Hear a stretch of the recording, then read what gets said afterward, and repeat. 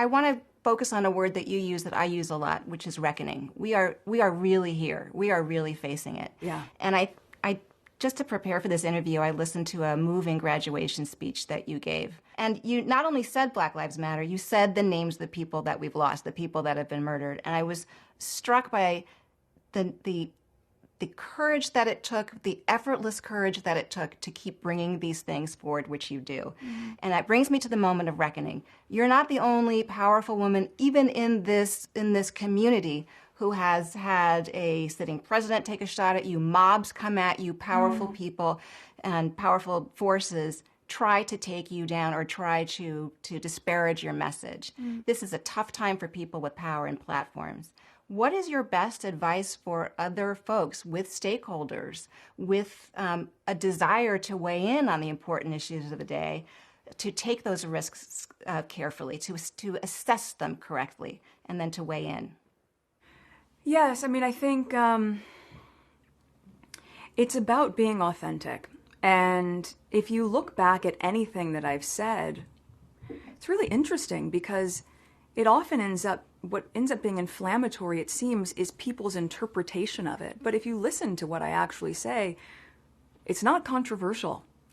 And actually some of it is reactive to things that just haven't happened, which is, in some ways, I think you have to have a sense of humor about it, even though there is quite a bit of gravity, and there can be a lot of danger in a misinterpretation of something that was never there to begin with.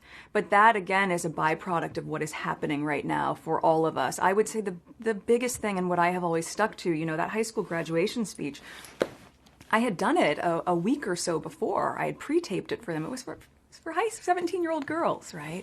So the tone and the sentiment, while it was of course going to be a call to action, was certainly lighter than where we landed after the murder of George Floyd. I knew I couldn't use that tape, and I really struggled, if I'm being honest, about what to say. And I didn't sit down and write anything, and I didn't ask anyone for help with how I should word this.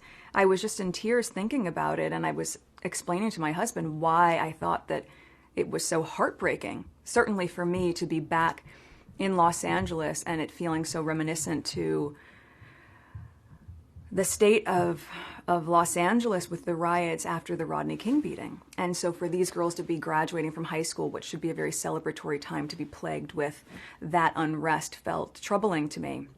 So I just spoke from the heart. And that's probably why it doesn't look polished, and that's why it doesn't feel perfect, but that's also why it's authentic. And I think that is the takeaway that I have found, is if you don't listen to all the noise out there and you just focus on living a purpose-driven life and you focus on knowing what your own moral compass is, there are always going to be naysayers. But at the end of the day, I used to have a quote up in my room many, many moons ago, and it resonates now perhaps more than ever when you see the vitriol and noise that can be out in the world.